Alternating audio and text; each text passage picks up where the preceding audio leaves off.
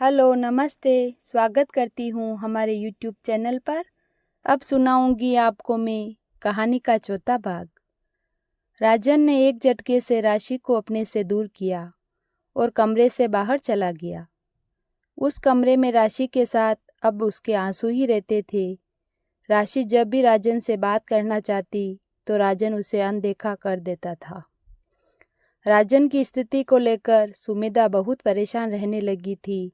अब राजन अकेले में भी बड़बड़ाता रहता था। सुमेधा जब भी राजन को मनोचिकित्सक के पास चलने को कहती तो वो टाल देता, बल्कि अब जलाकर सुमेधा को डांट देता था। आज फिर सुमेधा ने हिम्मत करके राजन को मनोचिकित्सक के पास चलने को कहा तो राजन एकदम से बौखला गया। राजन ने चिल्लाकर कहा, मैं पागल नहीं हूँ, लेकिन तुम मुझे पागल सिद्ध करना चाहती हो। तुम्हारे दिमाग में चल क्या रहा है? क्यों तुम मुझे पागल सिद्ध करना चाहती हो? सुमेधा को ये आरोप असहनीय था। वो चिल्लाकर बोली, पागल नहीं तो और क्या हो? शादी के बाद से एक भी दिन हम दोनों पति पत्नी की तरह नहीं रह पाए हैं। राजन ने चिल्लाकर कहा, क्या होता है पति पत्नी? बस वो बिस्तर की गर्मी मिटाना? तुम्हें बस वो ही चाहिए? सुमेधा बोली, मैंने उस बारे में नहीं कहा, और जब तुम वहाँ तक बात को ले ही जा रहे हो तो सुनो। किसको नहीं चाहिए वो? यह भी जिंदगी का हिस्सा है और बहुत ज़रूरी हिस्सा। राजन ने कहा, अरे तुम्हारी जिंदगी का बस वो ही एक हिस्सा है, और तुम जैसी औरत से उम्मीद भी क्या है, जो शादी से पहले ही मेरे साथ सब कुछ कर चुकी थी, और मेरे साथ ही क्यों? इतना कहकर राजन रुक गया। राजन मानसिक रूप से विक्षिप्त हो चुका था। उसे स्वयं ही नहीं पता कि वो क्या बोल रहा था। सुमेधा को अपने चरित्र पर यह आरोप बहुत ही ज़्यादा असहनीय पीड़ा दे गया। वो आपा खो बैठी। गुस्से में उसने मेज पर रखा लैपटॉप उठाकर फेंक दिया और चिल्लाते हुए बोली, क्या कहा तुमने? मेरे तुम्हारे अलावा और भी रिलेशन होंगे? तो सुनो, वो तुम्हारा मैटर नहीं है। तुम तड़प रहे थे मुझसे शादी करने को, और तुमने ही साजिश करके अपनी पहली बीवी को आत्महत्या करने पर मजबूर किया है। और अपनी मर्दानगी की गलत फहमी निकाल दो। कभी तुम एक नॉर्मल मेल तो साबित हुए ही नहीं हो। अगर तुम इम्पोर्टेंट हो तो बोलो, उसका भी इलाज संभव है। सुमेधा गुस्से में आपा खो बैठी थी। अब वो भी बिना सोचे समझे तीखे शब्द बाणों से प्रहार कर रही थी। कोई कमज़ोर से कमज़ोर मर्द भी अपनी मर्दानगी पर सवाल उठते नहीं देख सकता। राजन के लिए भी सुमेधा का यह हमला असहनीय था। उसने गुस्से में आकर सुमेधा को एक जोरदार तमाचा जड़ दिया। इस पर सुमेधा और भी ज़्यादा तेज चिल्लाने लगी, और अब तो वो राजन को बार बार नामर्द, जाहिल, गवार बोल रही थी। सुरेश और मंजू बाहर बैठे सब सुन रहे थे। उनसे भी अब नहीं रहा गया, और मंजू ने कमरे में आकर सुमेधा को सुनाना शुरू कर दिया। मंजू बोली, सुमेधा, तुम तो जाहिलों से भी बड़ी जाहिल हैं। शर्म ना आ रही तुझे? अपने पति को क्या क्या भोंक रही तू? कोई सुनेगा तो क्या कहेगा? सुमेधा को उनके मध्य मंजू का बोलना अच्छा नहीं लगा, और वो गुस्से में भी थी। तो उसने मंजू को भी कड़क अंदाज में कहा, तुम्हारे पूरे परिवार का तो पता है मुझे। ज़्यादा संस्कारों की बात मत करो। जानती हूँ क्या क्या नहीं किया तुमने उस राशि के साथ। तुम गंवारू लोगों के लिए वो ही सही थी। इस पर सुरेश बीच में बोल पड़ा, राजन, अपनी घरवाली को समझा। यहाँ इज्जतदार घर है, यहाँ रहना है तो अच्छी तरह से रहें। सुमेधा अब सुरेश पर बिखर गई। क्या बकवास कर रहे हो क्या गया आप लोगों को? मेरे पापा के सामने आप जैसे लोग मेरे पापा के ऑफिस में घुस भी नहीं सकते। इतने में राजन ने एक और चांटा सुमेधा को मार दिया। इस पर सुमेधा पूरी तरह बिखर गई और राजन को एक जोरदार धक्का दिया, जिससे वो नीचे गिर गया। सुरेश ने आगे बढ़कर सुमेधा को एक जोरदार धक्का दिया। अब सुमेधा चिल्लाती हुई घर से निकली तुम जंगली लोगों की इतनी हिम्मत की मुझे मारोगे? मैं अनपढ़ राशि नहीं हूँ। अभी पापा को फ़ोन करती हूँ, देखो क्या हाल होगा तुम्हारा। जानते भी हो मेरे पापा आईएएस हैं और मेरा भाई आईएएस।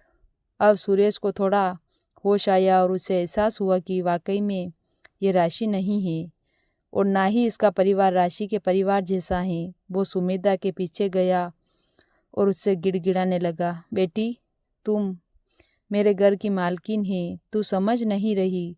तेरे साथ की ज़रूरत है राजन को, हमारा क्या, हम तो कुछ दिन और हैं, फिर तुम दोनों का ही है ये सब। सुमेधा ने चिल्लाकर कहा, है क्या तुम्हारे पास? जितना है उतना तो मेरा परिवार का 1 साल में खर्च कर देता है। ये घर जो राशि के घर वालों के पैसे से बना है, ये सामान जो मेरे और राशि के पैसे से खरीदा गया है। क्या हो तुम लोग? इतने में मंजू फिर बाहर आई और गुस्से में बोली, तेरे भीतर दिख रहे तेरे संस्कार तो। मंजू मौके की नज़ाकत को नहीं समझ रही थी, लेकिन सुरेश समझ चुका था। उसने मंजू को चुप करने के लिए मंजू की पीठ पर एक जोरदार थप्पड़ मारकर उसे धक्का देकर उसके कमरे में धकेल दिया। मंजू को डांटते हुए बोला, अंदर मर बदतमीज़ औरत। मुझे पता है ना बहू बेटियों को कैसे बात की जाती है। सुरेश को मंजू को यूं मारते देख सुमेधा और भी ज़्यादा बुरा लगा। उसने अपने माथे पर हाथ मारते हुए कहा, तुम सब जंगली हो, जंगली। सुमेधा ऊपर छत पर चली गई और फ़ोन पर अपने पिता से बात करने लगी। राजन दुनिया से बेखबर अपने कमरे का दरवाज़ा बंद करके लेट गया। दरअसल अब राजन को बाहरी दुनिया से कोई मतलब नहीं रहा। वो एक बेहद ही असामान्य मानसिक स्थिति में जा चुका था। सुरेश अब घबराया हुआ था। सुमेधा ने अपने पिता को फ़ोन लगाया और रोते हुए सारा विषय बताया। उधर से सुमेधा के पिता ने बेहद ही शांत भाव से कहा, बेटा समझाया था तुम्हें कि तुम गलती कर रही हो। इतने अच्छे अच्छे प्रपोजल को ठुकरा कर तुम इसकी दूसरी पत्नी बनी। ऑस्ट्रेलिया में इतना अच्छा जॉब ऑफर था जिसे तुमने ठुकरा दिया। तब तो तुमने ना हमारी सुनी ना अपने भाई की। पूरी फैमिली में कोई नहीं था जो तुम्हारे डिसीज़न को सही बताए, लेकिन तुमने अपनी ज़िद पूरी की। सुमेधा ने रोते हुए कहा, पापा राजन गलत नहीं है। इतना सुनते ही सुमेधा के पिता ने कड़क अंदाज में कहा, चुप रहो तुम, वो भी उस परिवार का हिस्सा है। लालची हैं ये सब लोग। पहली शादी भी दहेज के लालच में की, फिर इस राजन ने ही तुम्हें बेवकूफ़ बनाया। सुमेधा अब कुछ कह पाने की स्थिति में नहीं थी। सुमेधा के पिता ने प्यार भरे अंदाज में कहा, सुनो सुमेधा, अब जो होगा मेरे हिसाब से होगा। भेज रहा हूँ ड्राइवर को, चुपचाप यहाँ आ जाओ। सुमेधा ने सहमति जता दी। सुरेश पर सुमेधा के पिता का फ़ोन आया। सुरेश के चेहरे पर पसीना आ गया। वैसे भी सुरेश सुमेधा के परिवार से घबराता था, क्योंकि सुमेधा के पिता और भाई दोनों बड़े अधिकारी थे। सुरेश ने फ़ोन उठाते ही चापलूसी अंदाज में कहा, नमस्कार सर को। सुमेधा के पिता ने अभिवादन का कोई जवाब ना देते हुए सीधे कहा, वो मेरा ड्राइवर आ रहा है सुमेधा को लेने, उसकी पैकिंग करवा दो। सुरेश ने गिड़गिड़ाने वाले अंदाज में कहा, अजी वो बच्चों के बीच में थोड़ी सी गलतफहमी हो गई थी, मैं सब संभाल लूँगा। सुमेधा के पिता ने अब कड़क अंदाज में कहा, मैं पूछ नहीं रहा हूँ, बता रहा हूँ। सुरेश अब निरुत्तर था, फिर भी बोला, अजी वो ऐसे झगड़ों में घर जाना ठीक नहीं होगा। 2-4 दिन में राजन खुद छोड़ आएगा। सुमेधा के पिता ने कहा, 2-4 दिन सुमेधा यहाँ रह लेगी तो उसका मन ठीक हो जाएगा, फिर ले जाना। इतना कहकर सुमेधा के पिता ने फ़ोन काट दिया। सुरेश भी चुप हो गया। कुछ देर में ड्राइवर आ गया था। मेरठ से यहाँ तक आने में वैसे भी आधा घंटे से ज़्यादा नहीं लगता था। सुमेधा ने अपने कुछ सामान पैक किया और वो सामान लेकर चली गई। राजन अपनी ही धुन में अपने कमरे में लेटा रहा और अपने अतीत की यादों में खोया रहा। राशि के साथ राजन रोज झगड़ा और मारपीट कर रहा था। अब तो मंजू और सुरेश भी उस पर हाथ उठा देते थे। बात बढ़ने पर एक दिन राशि के घर वाले आए और मोहल्ले के लोगों में बैठकर बातचीत हुई। अब सुरेश का षड्यंत्र काम कर गया। मोहल्ले के कुछ लोगों ने कहा राशि झगड़ा करती है। राशि पर खुलकर झूठे आरोप लगाए गए। उसके चरित्र पर भी लाछन लगाया गया। सुरेश ने खुलकर कहा, अब कोई सोल्यूशन न बचा जी, अब तो एक ही रास्ता है, इन दोनों का तलाक हो जाए। दोनों अपने हिसाब से अपनी ज़िंदगी को आगे बढ़ाए। लेकिन सुरेश की इस बात का विरोध सभी ने किया और राशि के माँ बाप से कहा राशि को समझाए। ये सब सुनकर राशि के परिवार वाले भी निरुत्तर थे। राशि के पिता ने राशि को कड़े लफ्ज़ों में कहा, सुन, तू डोली में विदा होकर आई है, याद रख यहाँ से विदाई आरती पर ही होगी। क्यों अपने कुनबे का नाम उछाल रही हैं? राशि ने रोते हुए कहा, झूठ बोल रहे हैं ये सब। इस पर मंजू बोल पड़ी, देख लो जी, ये तुम सबके सामने जुबान लड़ा रही, सोचो बाद में क्या हाल करती होगी। राशि के पिता ने राशि को डांटते हुए कहा, सुन मेरी बात, अब तेरी शिकायत झूठ कुछ भी न सुनूं, याद रख तू। राशि अब एकदम शांत हो गई। जब वो लोग चलने लगे तो राशि ने बेहद ही शांत भाव से कहा, पिताजी, अब आपको कोई शिकायत नहीं मिलेगी। राशि के घर वाले बेफिक्र होकर चले गए। राशि के घर वाले इस मामले को पुलिस या कोर्ट तक नहीं ले जाना चाहते थे, क्योंकि वो जानते थे वहाँ मामला गया तो तलाक निश्चित है और वो लोग इस स्थिति के लिए तैयार नहीं थे। अतः राशि के परिवार वालों को बस एक ही प्रयास था, सामाजिक दबाव से इस रिश्ते में आ चुकी दरारों को भरा जाए। सुमेधा को अपने घर गए हुए 2 दिन हो गए थे। सुमेधा की माँ, उसके पिता और उसके भाई ने उसे विभिन्न तरीकों से बस यही समझाया था, उसने राजन से शादी करके बहुत बड़ी गलती की है।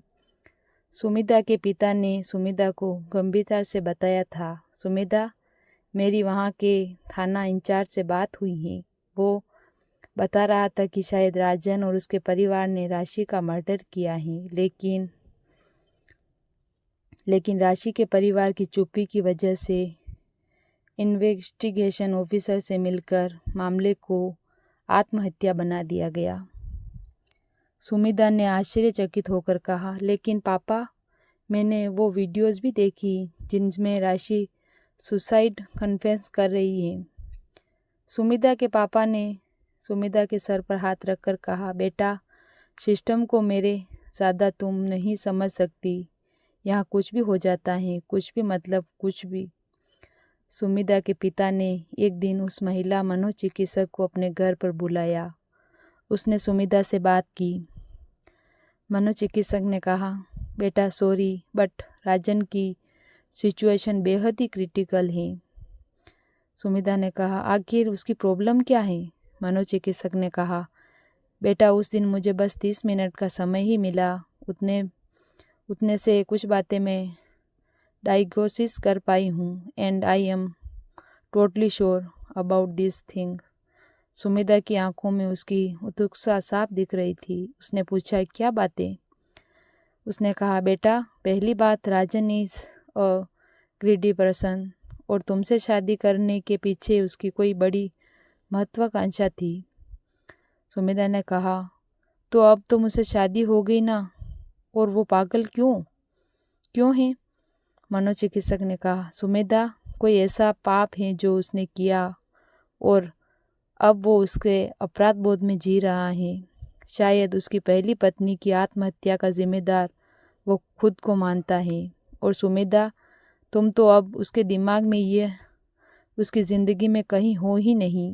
वो बस उस अपने अपराध बोध से गिरा है पूरी तरह। उसे अपनी पहली पत्नी दिखाई देती है तो साफ है कि वो अपनी पहली पत्नी का अपराधी मानता है खुद को। वो अपराध बोध से पूरी तरह से गिरा हुआ है। सुमेधा को ये बात सुनकर अपने पिता की वो बात याद आई, शायद राजन के परिवार ने राशि की हत्या की। सुमिदा के मस्तिष्क में ख्याल आया, हो न हो राजन ने राशि की हत्या की। सुमिदा का हृदय इस पीड़ा और धोखे से करा उठा। सुमिदा के परिवार के द्वारा लगातार सुमिदा को समझाया जा रहा था।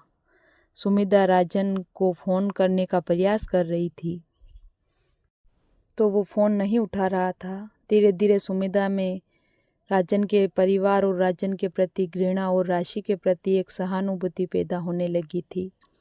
सुमिदा एक हद तक खुद को राशि का अपराधी मानकर चल रही थी, क्योंकि राजन के विवाहित होने के बाद भी सुमिदा उससे संबंध बनाए और कहीं न कहीं राजन को राशि से दूर करने में उसकी भूमिका रही थी। ऐसे ही लगभग 10 दिन बीत गए। इस दौरान सुमिदा ने राजन को देखने जाने की इच्छा प्रकट की तो उसके परिवार ने रोक दिया और अब सुमिदा के भीतर राजन से मिलने की इच्छा नहीं हो रही थी। सुमिदा अपनी नौकरी पर भी नहीं जा रही थी। सुमिदा ने नौकरी से त्याग पत्र दिया था। सुमिदा ड्राइंग रूम में बैठकर एक पत्रिका पढ़ रही थी। तभी उसके पिता ने सुमिदा के एयर टिकट्स और ऑस्ट्रेलिया का वीज़ा उसके हाथ में लाकर रख दिया। उसने कहा, ये क्या है पापा? सुमिदा के पिता ने बेफिक्री से उत्तर दिया, ऑस्ट्रेलिया में एक बड़े बिजनेस ग्रुप में अच्छा प्रोफाइल है। कल ही ऑस्ट्रेलिया के लिए फ़्लाइट है।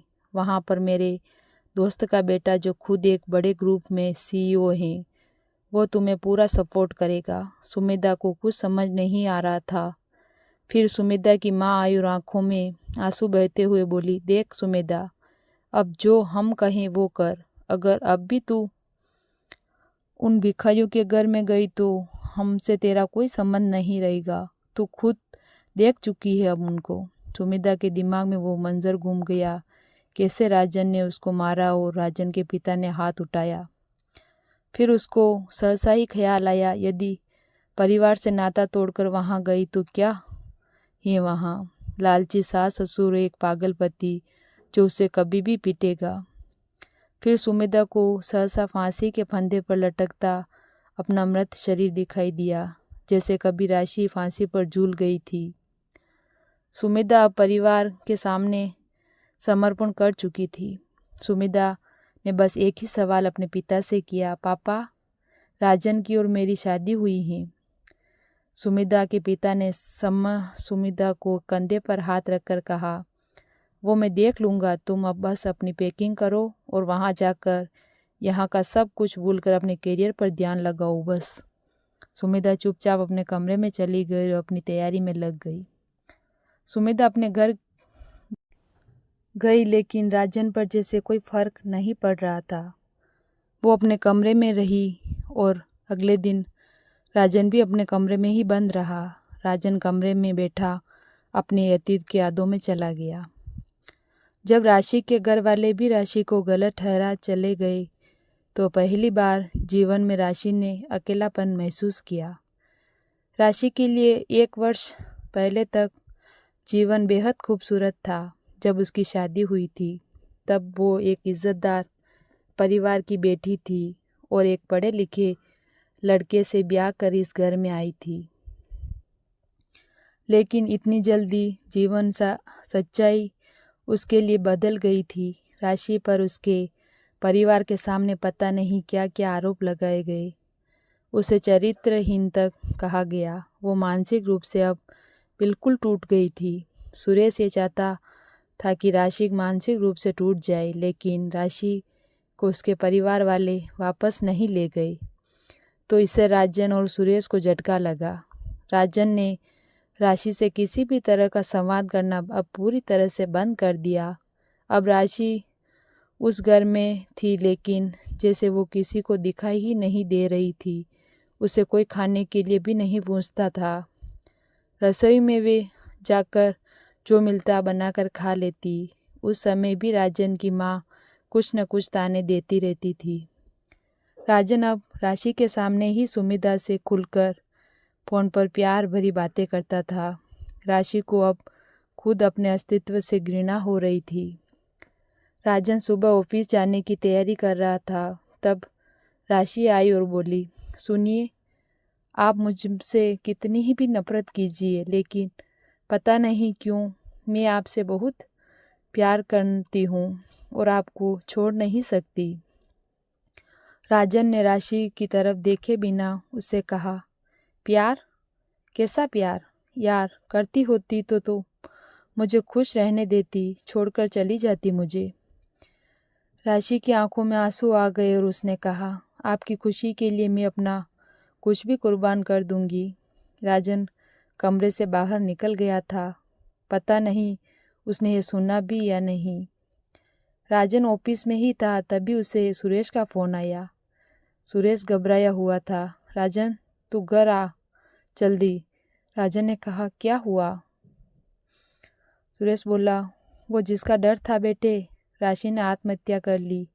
अब तू ऑफिस में रह। इतना कहकर सुरेश ने फ़ोन काट दिया। तभी राजन की दृष्टि मोबाइल के नोटिफिकेशन पर गई जिससे वो अनदेखा कर रहा था। राशि ने उसे व्हाट्सएप कर मैसेज किया हुआ था। राजन राशि के मैसेज को देखता ही नहीं था। राजन ने तुरंत व्हाट्सएप खोला तो उसमें राशि ने वीडियो भेज रखा था। वीडियोज़ में राशि ने नेत्रों से कहा, आज मैं आपको हर मुसीबत से दूर कर दूंगी। अब मुझे भी खुद से घृणा हो गई है। मेरी ज़िंदगी सबके लिए मुसीबत है। कोई भी तो ऐसा नहीं जिसकी खुशी का कारण मैं बन सकूं। सब परेशान हैं। देखिए ना, मेरे घर वाले भी मुझसे परेशान हैं। राशि ने फिर एक रुमाल से आंसू पोंछे और फिर एक करुण मुस्कान चेहरे पर लाकर बोली, आपसे मुझे आज भी प्यार है। आज जब इस दुनिया को छोड़कर जाने का फैसला कर लिया है तब भी मुझे दुख है। तो बस आपसे दूर होने का। पता नहीं मरकर भी आपको भूल पाऊंगी या नहीं। और हाँ, आप घबराइएगा नहीं। ये वीडियोस दिखा देना पुलिस को। फिर राशि के चेहरे के सभी भावों को छुपाते हुए एक गंभीरता से चेहरे पर लाते हुए बोली, देखिए मेरे पति बहुत अच्छे हैं। इनसे मुझे किसी तरह की कोई शिकायत नहीं। मुझे किसी से भी कोई शिकायत नहीं। मैं खुद अपनी ज़िंदगी से परेशान होकर अपनी ज़िंदगी को ख़त्म कर रही हूँ। यदि मेरा परिवार भी आकर इसके लिए मेरे पति या मेरे ससुराल वालों पर कोई केस करना चाहे तो उनकी बात नहीं मानना कोई भी।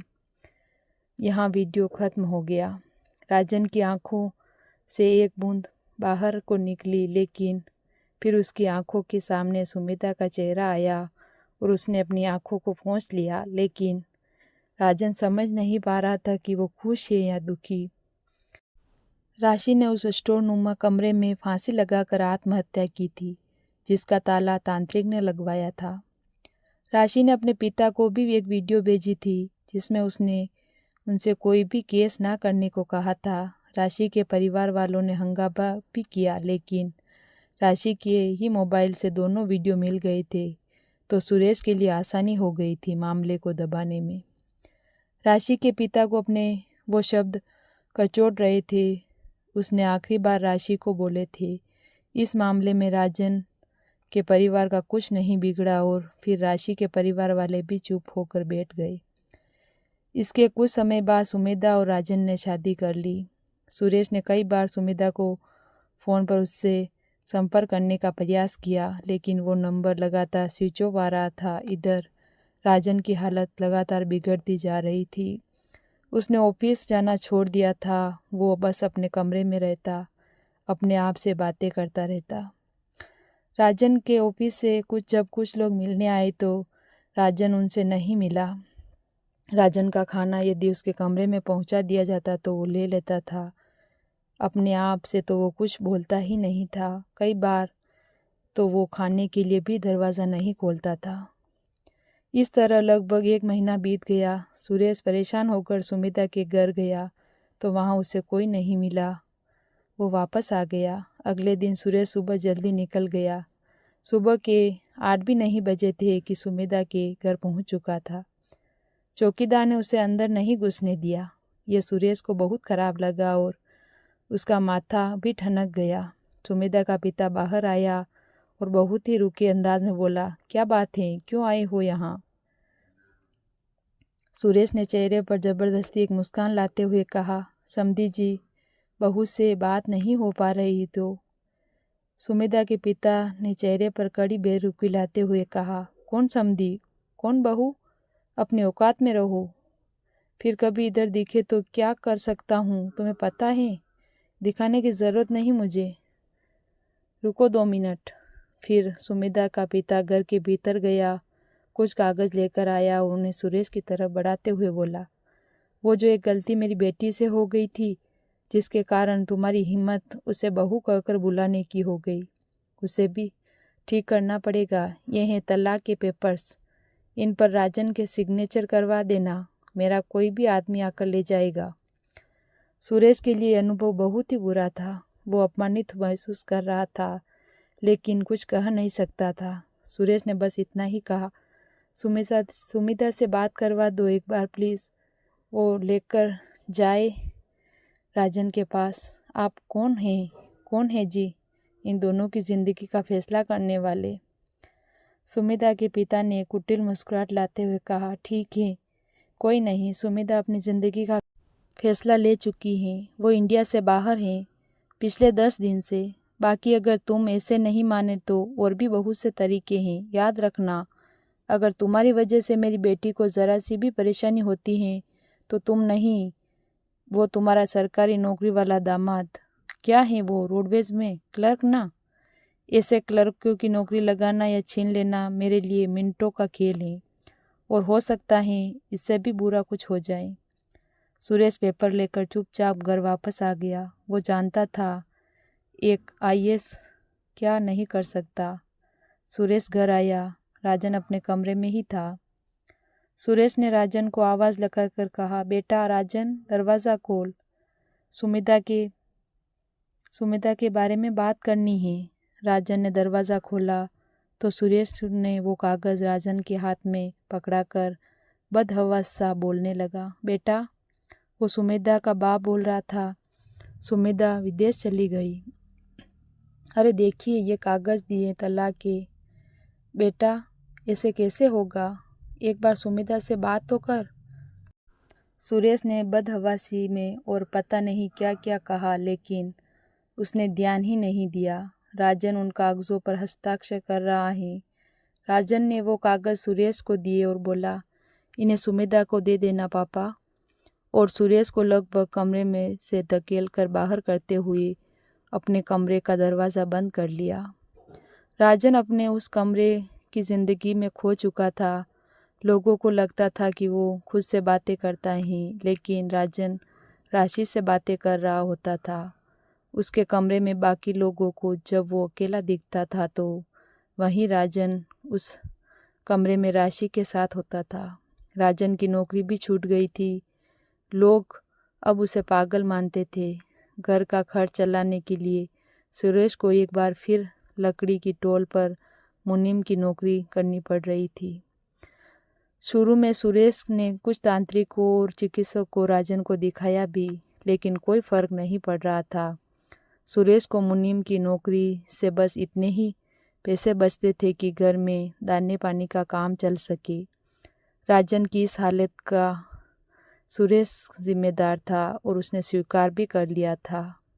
अब उसके दिमाग कोई ऐसी कुटी चाल नहीं थी जो इन हालात को सुधार सके। सुमिता जहां राजन को छोड़कर अपनी ज़िंदगी में आगे बढ़ गई थी, तो राशि मौत के बाद भी इस दुनिया में राजन के साथ थी। राजन और राशि के बंधन को मौत भी नहीं तोड़ पाई थी। दोस्तों, ये कहानी आपको कैसी लगी हमें कमेंट करके ज़रूर बताएं, और अगर आप चैनल पर नए हो तो चैनल को सब्सक्राइब ज़रूर करें। धन्यवाद।